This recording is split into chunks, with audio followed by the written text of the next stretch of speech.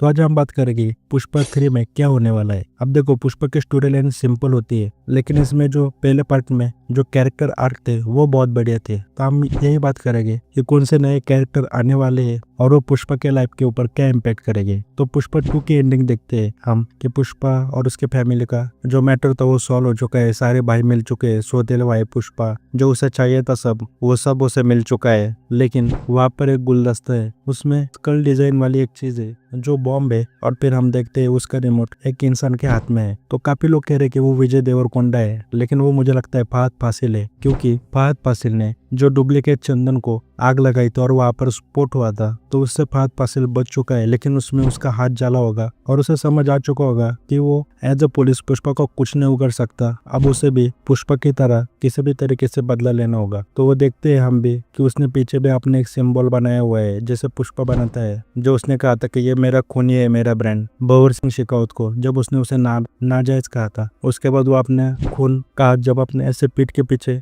मार लेता है, उसी वक्त से वो चीज उसके लिए ब्रांड बन जाती है। वैसे ही भंवर सिंह शेखावत कहता है बहुत हो गया अब नौटंकी, अब मैं देखूंगा कि पुष्पा को क्या होता है असली बदला लेना। और इससे पहले उसने पुष्पा के फैमिली की तरफ देखा भी नहीं था, लेकिन जो बॉम्ब उसने प्लान किया उसमें शायद पुष्पा की फैमिली मरी जाएगी, ये कह लो। और जो भंवर सिंह शेखावत है, मैं इसलिए ऐसा कह रहा हूँ क्योंकि जब वो फुल शॉट देखोगे तो उसमें रेडियो भी दिखते है तुम्हें पैर के पास जला हुआ हाथ, तो वो डेफिनेटली भंवर सिंह शेखावत ही है। लेकिन जब पुष्पा की फैमिली मर जाएगी तो ये पुष्पा को और गुस्सा दिलाएगा, जैसे नाम भी इसका रैम्पेज, क्योंकि जो उसके माँ को हमेशा चाहिए था कि सारी फैमिली को एक साथ देखना, वो इतने सालों बाद होता है। लेकिन वो ना उसकी माँ रहती है ना उसका कोई फैमिली मेंबर, वो अपनी सारी फैमिली गवा देता है। तो ये कैरेक्टर होगा पुष्पा 3 में फहद फासिल का, भंवर सिंह शेखावत। वो पुष्पा के पीछे हाथ धो के लग जाएगा। और कहीं ना कहीं मुझे लगता है सुकुमार जी इसे दूसरे पार्ट में दिखाने वाले थे, लेकिन एंड वक्त पर मुझे लगता है ये सुकुमार जी का आइडिया होगा या फिर उन पर प्रेशर होगा कि तीसरा पार्ट बनाओ। इसलिए देखोगे पुष्पा 2 का सेकंड हाफ देखोगे पूरा अलग डायरेक्शन में चला जाता है। खैर, अब इसके बाद आए प्राइम मिनिस्टर के ऊपर, तो पुष्पा प्राइम मिनिस्टर को भी चुनौती देता है, उसके भाई को मारकर, उसके भाई को बेटे को मारकर। तो प्राइम मिनिस्टर ने भी गवर्नमेंट को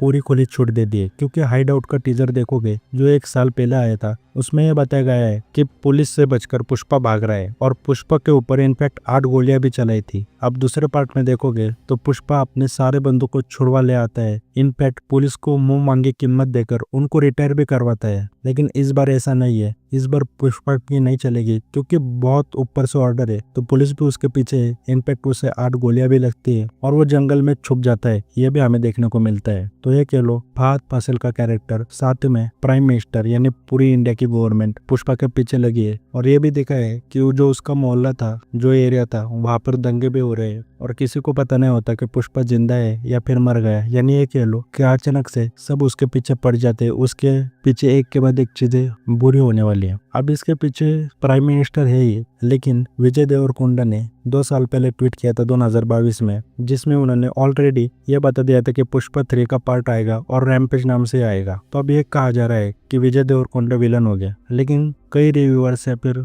जो ये थ्योरी बना रहे वो कह रहे, जो मैंने स्टार्टिंग में बताया कि भंवर सिंह शेखावत जो पुष्पा के फैमिली को बॉम्ब स्पॉट में मरवा देता है वही है। तो ऐसा नहीं है, ऐसा इसलिए लग रहा है क्योंकि एंडिंग में प्राइम मिनिस्टर पूछता है कि वो क्यों नहीं आया, उसके बाद वो भंवर सिंह शेखावत का शॉट है, उसकी वजह से सबको लग रहा है कि वही है। या फिर सुकुमार चाहते भी हो कि लोग वही चाहे, क्योंकि उसका फेस नहीं दिखाया। अब फहद फासिल अगर एग्री होते तभी उनको तीसरे पार्ट में दिखाया जाएगा, या फिर उनकी जगह हो सकता है वो विजय देवरकोंडा को भी डाल दे। लेकिन ऐसा लग रहा है फहद फासिल भी होगा तीसरे पार्ट में और विजय देवरकोंडा का दूसरा कैरेक्टर होगा। पुष्पा 2 में देखोगे तो प्राइम मिनिस्टर बोलता है कि तुम में दम नहीं है सीएम बनने का। मतलब पुष्पा जो अपना दोस्त था उसको सीएम बनवाने वाला था, क्योंकि पहले सीएम ने उसको फोटो नहीं खींचने दी, तो उसने तय कर दिया कि वो सीएम ही बदलेगा और वो उसे भेजता है प्राइम मिनिस्टर के पास। लेकिन दम प्राइम मिनिस्टर बोलता है कि तुम में दम नहीं है, इतने सालों तक तुम मेरे पास काम करते रहे हो, कौन है तेरे पीछे। तो डेफिनेटली पुष्पा के दम पर ही वो सीएम बनता है। वैसे ही जो प्राइम मिनिस्टर है वो भी पहले खादन में 2 नंबर के काम करता था, लेकिन वहां से उल्टे सीधे काम करके वो प्राइम मिनिस्टर बना है। लेकिन जैसे पुष्पा ने अपने दोस्त को सीएम बनाया, वैसे प्राइम मिनिस्टर को भी कोई प्राइम मिनिस्टर बनाने वाला है, और वो है विजय देवरकोंडा। जैसे पुष्पा चंदन की स्मगलिंग करता है, ये जो सारा सिंडिकेट है उसका मालिक वो है, वैसे ये जो खदान ये भी सिंडिकेट होगा, उसका मालिक होगा विजय देवरकोंडा। और अब विजय देवरकोंडा एग्री करते हैं या नहीं उसके ऊपर है कि वो पुष्पा 3 में दिखेंगे या नहीं। लेकिन अब बात है पुष्पा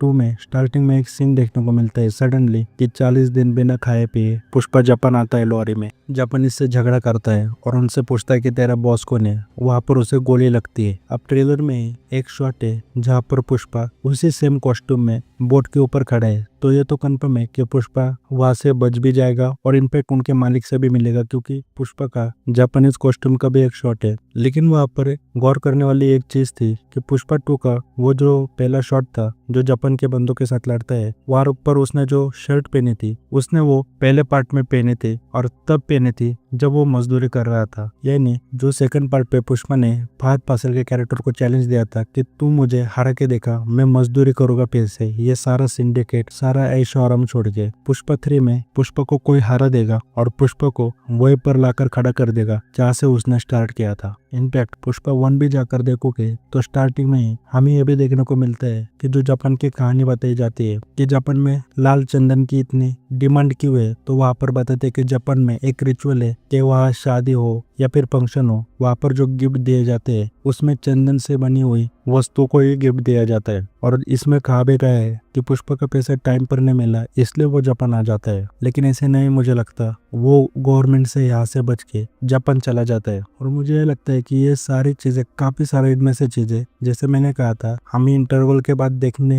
को मिलने वाली थी, लेकिन मुझे ऐसा क्यों लग रहा है कि डायरेक्टर के ऊपर बहुत ज्यादा प्रेशर था कि जल्दी से जल्दी मूवी खत्म करके रिलीज करो या फिर इसका तीसरा पार्ट बनाओ। खैर अब मैं यही कहूँगा कि इनको तीसरे पार्ट में यानी पुष्पा की ट्रायोलॉजी बनाकर अब इस कैरेक्टर को एंड कर देना चाहिए। जैसे केजीएफ का रॉकी भाई भी ज्यादा खींचते तो नहीं अच्छा लगता, उस कैरेक्टर की फाइनल एंडिंग हो गई। अब तीसरा पार्ट आ रहा है उसमें वो प्रीक्वल होगा। बाकी आपकी क्या थ्योरीज है वो कमेंट करके बताना।